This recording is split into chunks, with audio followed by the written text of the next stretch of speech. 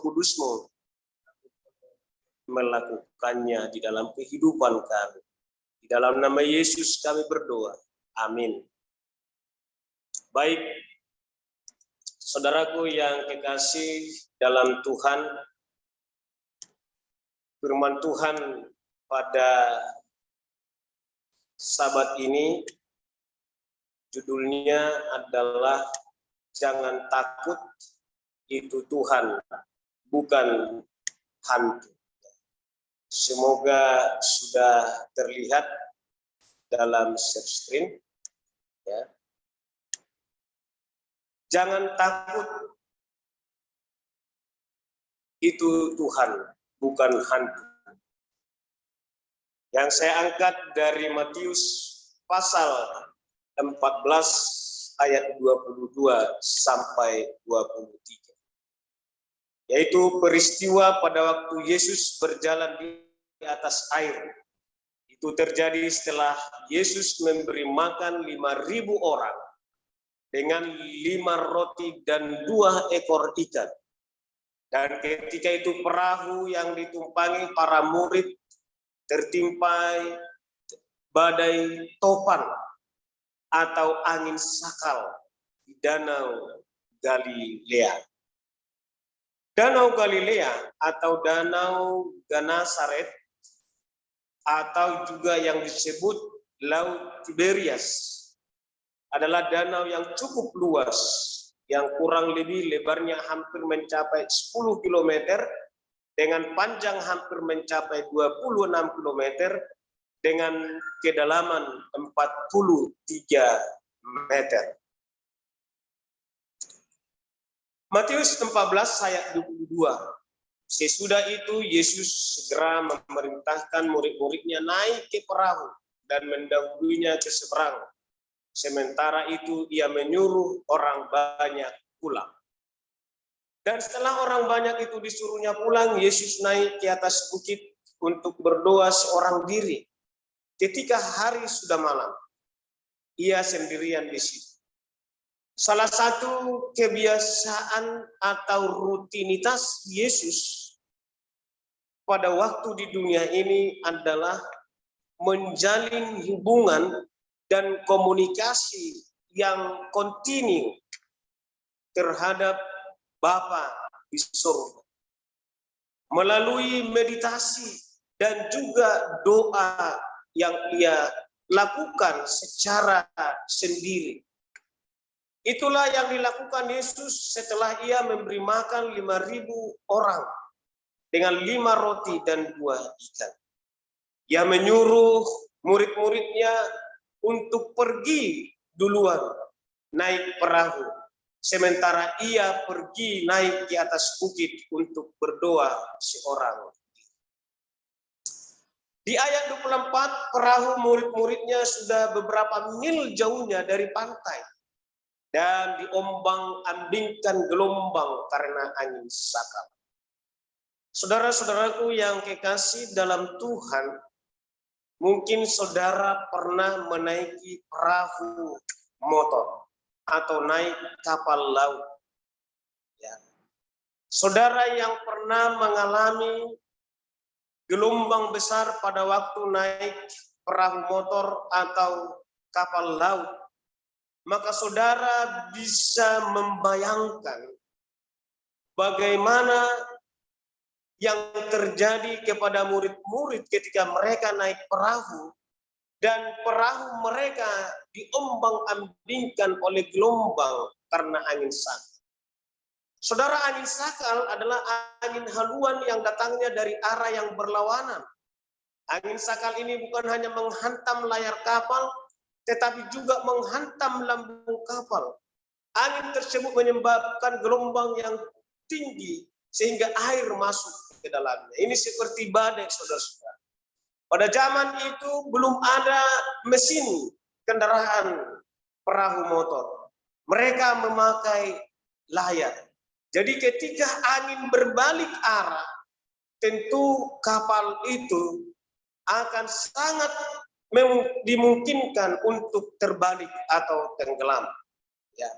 Dan kalau angin sudah kencang, badai datang, tentu gelombang pun sangat besar. Perahu murid-murid itu bukanlah perahu yang besar. Perahu itu relatif kecil, saudara-saudara. Kira-kira jam 3 malam, datanglah Yesus kepada mereka berjalan di atas air. Ketika murid-muridnya melihat dia berjalan di atas air, mereka terkejut dan berseru, "Itu hantu!" Lalu berteriak-teriak karena takut. Ya mungkin mereka dengan wajah yang penuh ketakutan, pucat, setelah menghadapi gelombang yang besar, angin sakal, ya, lalu mereka melihat satu sosok yang berjalan di atas air.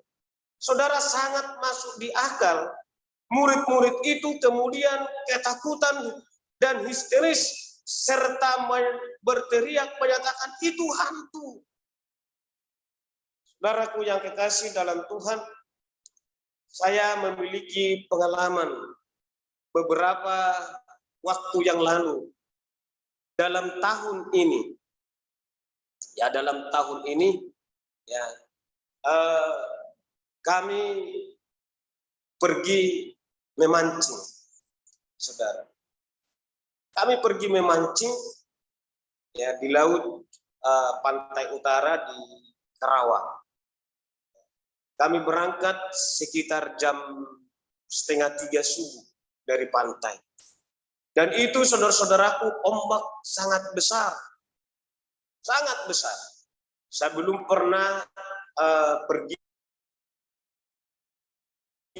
memancing dengan ombak sebesar itu. Sampai-sampai ada teman menyatakan kepada kaptennya yang membawa perahu ini supaya berbalik arah kembali ke pantai karena merasa tidak nyaman.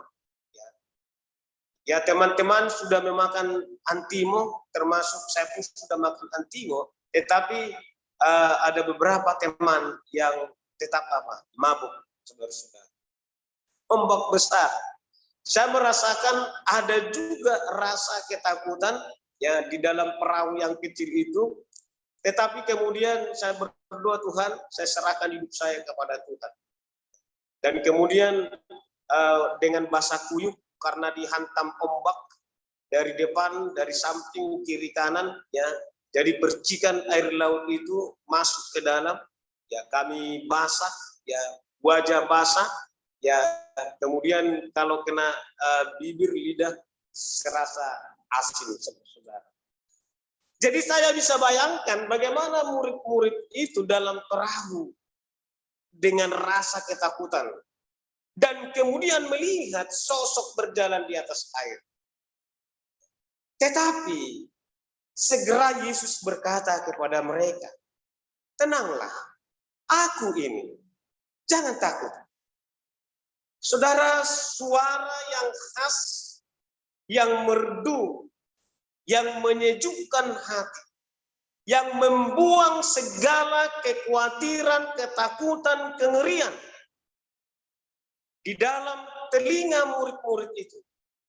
Terdengar suara itu menyatakan, "Tenanglah, aku ini, jangan takut."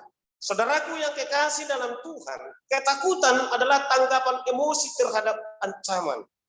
Suatu mekanisme pertahanan hidup dasar yang terjadi sebagai respons terhadap stimulus tertentu seperti rasa sakit ya, atau ancaman bahaya. Dari sudut pandang psikologi, ketakutan adalah wajar. Salah satu emosi dasar manusia selain kebahagiaan, kesedihan, dan kemarahan.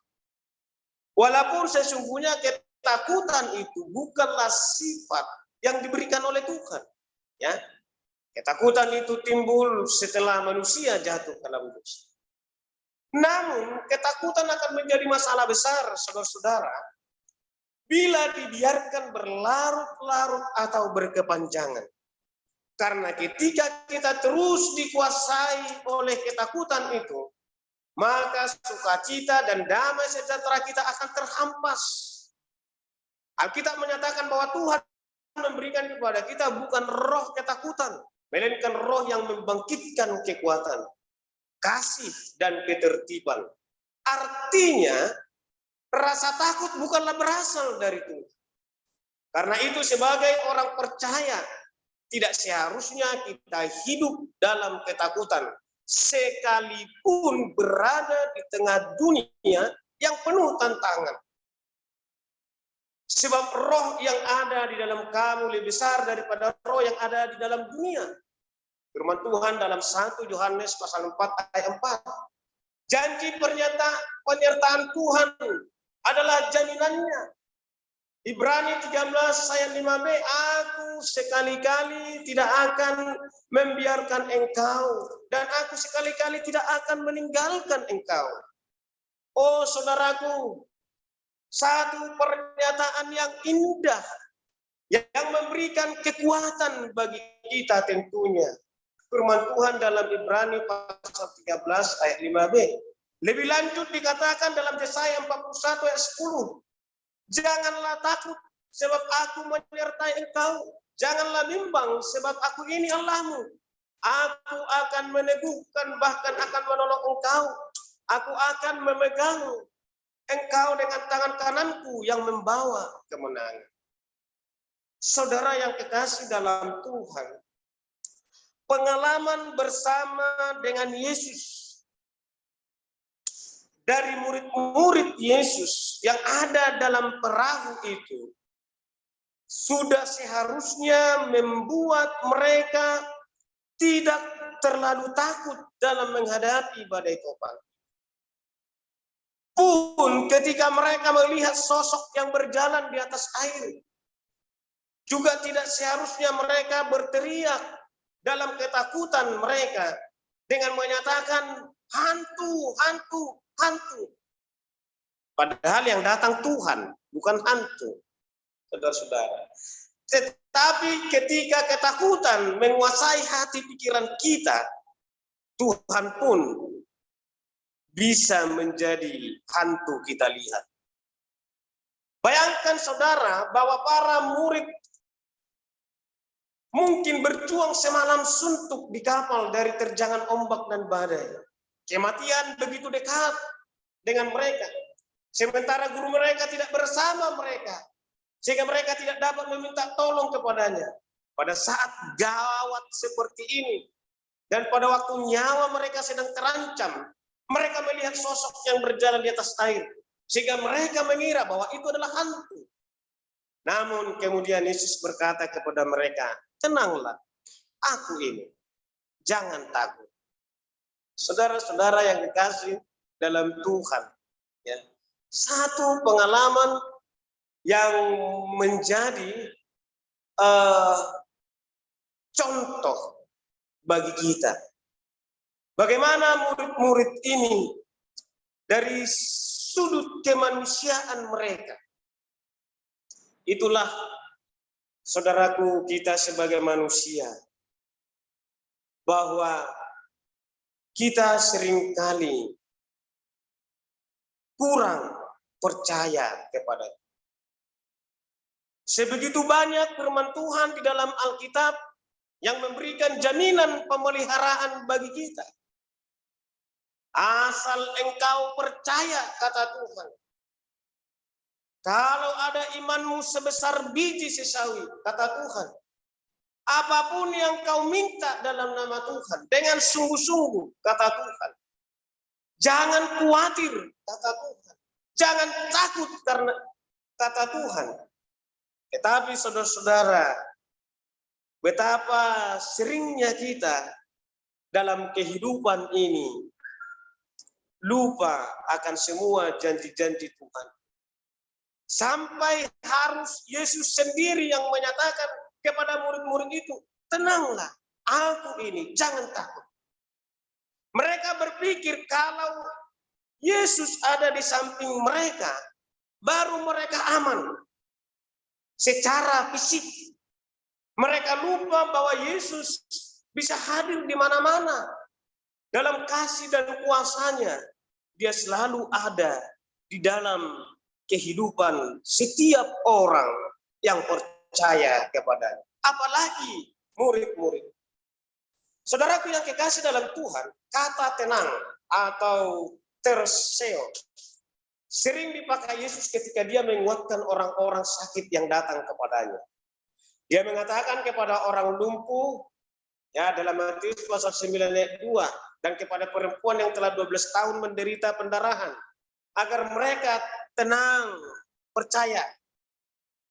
Kata yang diangkat dari kata terseo, ya dalam bahasa Yunani, yang artinya tenang, percaya, sehingga mereka dapat memperoleh kesembuhan. Jadi kesembuhan itu hanya diperoleh jika mereka percaya. Bahkan Yesus mengatakan lebih lanjut, imanmu telah menyelamatkan engkau. Dari sini kita dapat belajar bahwa dalam kondisi tanpa harap, kita dapat terus berharap kepada Yesus. Yang diperlukan adalah kepercayaan bahwa Yesus akan membantu kita. Dan tidak akan pernah membiarkan kita menghadapi permasalahan hidup kita dengan sendiri. Saudara, luar biasa. Luar biasa Tuhan kita itu, saudara. Sangat luar biasa. Dia selalu ada di dalam kehidupan. Tuhan tidak berjanji bahwa langit akan selalu cerah setiap hari. Tapi Tuhan berjanji dalam badai pun Dia ada bersama dengan kita. Sebesar apapun badai kehidupan itu, Tuhan berjanji, aku ada di tengah-tengah kamu. Jangan takut, tenanglah, percayalah, aku ini. Saudara, seberapa besar, seberapa jauh kita mengimani akan kata terseo juga digunakan oleh Yesus ketika dia mengatakan kepada para murid bahwa jangan sampai mereka takut kalau terjadi penganiayaan di dunia ini. Saudara, pendeta mau tekankan juga akan hal ini. Bahwa Yesus pun berjanji untuk menyertai kita pada waktu terjadi penganiayaan di dunia ini. Serta dipakai ketika Yesus mengatakan kepada Rasul Paulus agar jangan takut untuk bersaksi. Ini berarti dalam menghadapi masalah kehidupan, masalah kesehatan, dan juga masalah-masalah yang harus dihadapi dalam menjalankan pelayanan penginjilan, kita harus terus bersandar kepada Yesus, percaya kepadanya, sehingga Yesus dapat terus memberikan kekuatan. Kita harus senantiasa mengingat perkataan Yesus, tenanglah, aku ini, jangan takut. Saudara, Tuhan tidak berjanji bahwa dalam kehidupan kita ini, jika Dia belum datang, kita akan hidup selamanya. Tidak, saudara. Tetapi Tuhan berjanji, kalaupun kita diizinkan Tuhan mati, kita mati dalam Tuhan. Dan ketika Dia datang, kita akan dibangkitkan. Tenanglah, aku ini. Jangan takut. Yesus berjanji menyertai para muridnya ketika bersaksi. Berjanji menyertai para muridnya ketika menginjil, saudara-saudara. Bahkan ketika terjadi penganiayaan, Tuhan tidak sedang meninggalkan umatnya. Terjadi penganiayaan bukan berarti Tuhan tidak peduli, saudara-saudara. Terjadi penganiayaan bukan berarti Tuhan meninggalkan umat. Ketika orang-orang Waldensia harus lari ke gunung-gunung, tinggal di gua-gua, Tuhan tidak sedang meninggalkan mereka. Justru Tuhan ada di tengah-tengah mereka. Sekalipun banyak dari antara mereka yang harus kehilangan nyawa karena kebenaran. Tetapi nama-nama mereka telah tercatat di surga dalam buku kehidupan. Dan tercatat di dalam sejarah perjalanan umat Tuhan yang ditulis dalam buku kemenangan akhir. Orang-orang Waldensia menjadi satu contoh teladan bagi umat-umat Tuhan di akhir zaman. Supaya berdiri teguh ketika penganiayaan datang. jangan takut. Tenanglah, aku ini, jangan takut, kata Tuhan. Yesus tidak melupakan mereka. Sang penjaga berdiri di pantai melihat orang-orang yang ketakutan itu bergumul melawan Tuhan. Tiada sekejap mata pun perhatiannya lepas dari murid-muridnya. Saudaraku, saudara lihat, Roh Nubuat mencatat dalam buku Kerinduan Segala Zaman. Tak sekejap mata pun perhatian Yesus lepas dari murid-murid. Dengan perhatian yang penuh, matanya mengikuti perahu yang diombang-ambingkan topan dengan penumpang-penumpang yang sangat berharga itu. Karena orang-orang ini akan menjadi terang dunia. Seperti seorang ibu dengan penuh kasih sayang memperhatikan anaknya. Demikian pula Tuhan yang penuh kasih memperhatikan murid-muridnya. Apabila hati mereka ditundukkan, cita-cita mereka yang tidak suci itu dipadamkan, serta dengan kerendahan hati mereka berdoa memohon pertolongan, maka pertolongan pun diberikan kepada mereka. Saudara, dianalogikan bagaikan seorang ibu yang memperhatikan anaknya. Saudara, istri saya, karena kami punya anak yang kecil, yang masih di TKB, di Dharma Putra. Saudara, istri saya ini selalu perhatikan anak kami ini kalau tidur malam. Jangan sampai bajunya terbuka, perutnya kelihatan sehingga masuk angin. Dia bangun, kemudian diselimutin. Beberapa kali kalau dia terbangun dalam tidurnya malam hari, langsung diperhatikan anaknya. Apakah sedang tidak berselimut, lalu diselimuti. Itulah seorang ibu, saudara. Seorang ibu akan merelakan dia lapar, yang penting anaknya kenyang. Seorang ibu akan merelakan tidak tidur ketika anaknya sakit, dia rawat. Saudara. Betapa Tuhan katakan, apakah seorang ibu dapat melupakan anak yang lahir dari kandungannya? Jikapun ia lupa, aku tidak pernah melupakan engkau.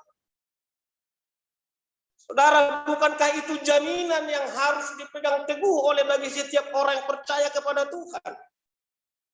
Sehingga itu membuat kita berani dalam menghadapi kehidupan ini. Pembangunan gereja Nyur melambai tidak ada apa-apanya bagi Tuhan. Saudaraku yang kekasih dalam Tuhan, di dalam ayat 26, peristiwa berikutnya, lalu Petrus berseru dan menjawab dia, Tuhan, apabila engkau itu, suruhlah aku datang kepadamu berjalan di atas air. Saudaraku, Petrus adalah salah satu murid Yesus yang sangat agresif. Dia sangat cepat berkata-kata, cepat untuk bertindak. Saudara ingat ketika Yesus ditangkap, Petrus langsung menghunus pedang, lalu memotong telinga serdadu itu. Saudara ingat ketika Yesus katakan bahwa imanmu akan terguncang. Tapi Petrus langsung cepat menjawab bahwa ia tidak akan terguncang. Dia siap untuk segalanya. Dia siap untuk mati kepada Tuhan. Lalu Yesus katakan, Petrus, aku berdoa. Dan sebelum ayam berkokok, engkau akan menyangkal aku 3 kali. Petrus seorang yang sangat agresif. Cepat berkata-kata, cepat untuk bertindak. Dan ketika Yesus datang berjalan di atas air, Yesus katakan, tenang, aku ini, jangan takut. Maka Petrus yang lebih dahulu merespon. Ya. Ia langsung berseru, Tuhan, apabila engkau itu, suruhlah aku datang kepadamu berjalan di atas air. Lalu kata Yesus, datanglah. Maka Petrus turun dari perahu dan berjalan di atas air mendapatkan Yesus. Tetapi ketika dirasanya tiupan angin, takutlah ia dan mulai tenggelam, lalu berteriak, Tuhan, tolong aku. Saudaraku yang kekasih dalam Tuhan, saudara yang diberkati Tuhan, lihat momen yang kedua, efek dari ketakutan itu. Mereka melihat Tuhan, tetapi mereka katakan hantu. Oleh karena pikiran hati mereka sedang dikuasai oleh ketakutan. Yang kedua, ketika Petrus meminta untuk datang kepada Yesus berjalan di atas air, Yesus katakan, datanglah. Lalu ketika Petrus merasakan tiupan angin, Petrus kemudian langsung ketakutan dan akhirnya dia mulai tenggelam. Untungnya Petrus cepat bertindak untuk meminta tolong kepada Yesus. Saudara, mengapa Yesus tenggelam? Mengapa Petrus tenggelam? Padahal Yesus ada di situ. Lihat ayat selanjutnya. Segera Yesus mengulurkan tangannya, memegang dia dan berkata, hai orang yang kurang percaya, mengapa engkau bimbang? Yang membuat Petrus tenggelam adalah ketakutannya. Dia kehilangan kepercayaan kepada Yesus. Saudara, betapa lemahnya manusia ini. Sangat lemah, saudara. Bayangkan Petrus yang sudah sekian lama bersama dengan Yesus, yang sudah mendengar Yesus mengajar, berkhotbah, dan ia yang sudah melihat mujizat-mujizat yang dilakukan oleh Yesus. Bahkan barusan dia melihat Yesus berjalan di atas air, yang tak seorang pun manusia di atas dunia ini mampu melakukan hal seperti itu. Namun hanya tiupan angin, dia langsung ketakutan dan akhirnya tenggelam. Saudara, seorang Petrus, apalah saya ini, apalah saudara. Tapi kita tidak boleh mengexcuse diri kita dengan hal ini, saudara. Kita tidak boleh kemudian memaafkan kelemahan itu atas kelemahan Petrus, saudara. Tetapi kita harus belajar dari pengalaman Petrus itu. Lalu mereka naik ke perahu dan angin pun redalah. Dan orang-orang yang ada di perahu menyembah dia, katanya, sesungguhnya engkau anak Allah. Saudara, dalam buku Roh Nubuat Kerinduan Segala Zaman, jilid 1. Apabila kesusahan menimpa kita, betapa sering kita seperti Petrus. Kita memandang gelombang itu, gantinya menunjukkan mata kita kepada Juru Selamat. Langkah-langkah kita tergelincir. Dan gelombang hidup keangkuhan itu menimpa jiwa kita. Yesus tidak menyuruh Petrus datang kepadanya agar ia binasa. Ia tidak memanggil kita mengikuti dia dan kemudian meninggalkan kita. Janganlah takut, firman-Nya, sebab aku telah menebus engkau. Aku telah memanggil engkau dengan namamu. Engkau ini kepunyaanku. Apabila engkau menyeberang melalui air, aku akan menyertai engkau. Atau melalui sungai-sungai, engkau tidak akan dihanyutkan. Apabila engkau berjalan melalui api, engkau tidak akan dihanguskan. Dan nyala api tidak akan membakar engkau. Sebab akulah Tuhan Allahmu yang Maha Kudus, Allah Israel, Juru Selamatmu. Saudara, lihat jaminan yang Tuhan berikan kepada kita umat-umat. Tapi coba tanya diri saudara dan jawab dengan jujur. Dalam menghadapi kehidupan ini, seberapa sering kita lebih dikuasai ketakutan oleh karena tidak percaya akan janji Tuhan. Saudara, 2 anak kami yang tamat dari UNAI, saya katakan, lebih baik kamu menjadi pengangguran daripada engkau bekerja tetapi melanggar perintah. Saudara, anak kami yang pertama, ada kurang lebih 6 bulan dia menganggur. Dia hampir-hampir saja seperti apa namanya ya, dia lemah, gampang tersinggung. Tapi saya selalu mendorong dia. Saya katakan, Papi tidak persoalankan kamu tidak bekerja, tidak dapat bekerja. Asal kamu tetap setia kepada Tuhan. Bagi Papi, jauh lebih baik pilihan hidup sederhana, tapi setia kepada Tuhan ketimbang pilihan hidup berkelimpahan, harta, jabatan, dan lain sebagainya, tetapi melanggar perintah Tuhan. Saudara, puji Tuhan, akhirnya dia mendapat pekerjaan. Berbeda dengan anak kami yang nomor 2, dia tidak mengalami menganggur. Bahkan sebelum wisuda pun, masih dalam menyusun skripsi, dia sudah bekerja. Saudaraku yang kekasih dalam Tuhan, seberapa sering kita akhirnya menjual Yesus hanya karena ketakutan, saudara-saudara. Seperti Petrus, Yesus memanggil Petrus, datanglah. Bukan supaya Petrus tenggelam lalu binasa. Saudara, Tuhan memanggil saudara dan saya menjadi umat Nya. Bukan supaya kita binasa, saudara. Yesus sudah katakan, lihat burung yang tidak menabur, diberi Bapamu makan. Apakah burung lebih berharga dari kita? Saudara, Yesus mati bukan untuk burung, saudara-saudara. Yesus mati untuk kita. Itulah betapa berharganya kita di mata Tuhan. Saudara, sangat bangga kita menjadi umat Tuhan. Karena Tuhan sangat mengasihi kita.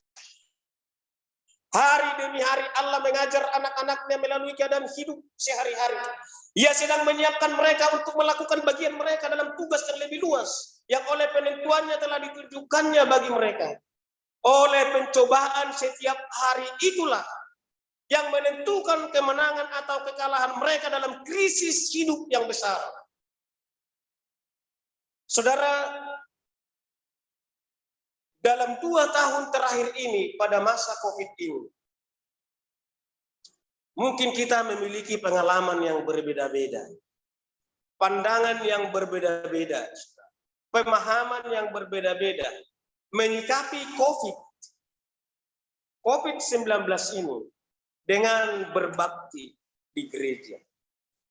Dan saya katakan, saudara-saudaraku, di tahun 2021, pada awal terjadinya COVID-19 di bulan Maret, saya ingat betul, saudara-saudara, waktu itu akan perjamuan kudus hari Sabatnya.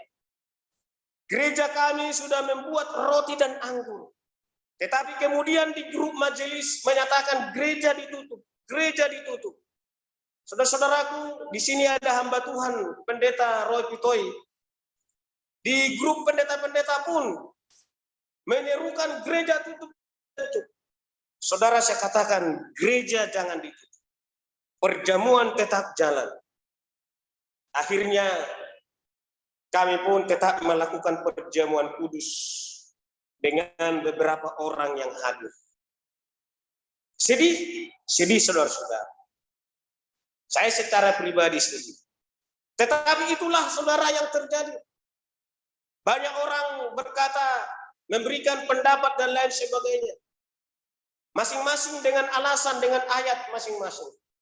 Tetapi saya selalu berpikir bahwa Tuhan saya, Tuhan yang baik. Tuhan yang berkuasa atas alam semesta ini. Tuhan yang lebih kuat dari apapun. Saya datang untuk menyembah Dia. Mungkin bagi orang katakan saya bodoh. Tapi iman saya menyatakan saya harus datang. Saudara yang kekasih dalam Tuhan, Roh Nubuat menyatakan pencobaan setiap hari itulah yang menentukan kemenangan atau kekalahan mereka dalam krisis hidup yang besar. Saudara, kita harus latih iman kita agar kuat dengan ujian-ujian hidup sehari-hari yang kita hadapi. Mungkin Tuhan mengizinkan terjadi masalah dalam kehidupan kita, dalam rumah tangga, dalam pekerjaan. Tapi selama kita dalam kebenaran, jangan pernah takut, saudara. Tuhan memberkati kita. Kiranya firman Tuhan ini disempurnakan oleh Roh Kudus, sehingga kita menjadi umat Tuhan yang akan menjadi pemenang sampai Yesus datang. Tuhan memberkati. Amin. Kita akan menyanyikan lagu tutup dari lagu Sion nomor 457 dengan iman dan penuh semangat di rumah kita masing-masing.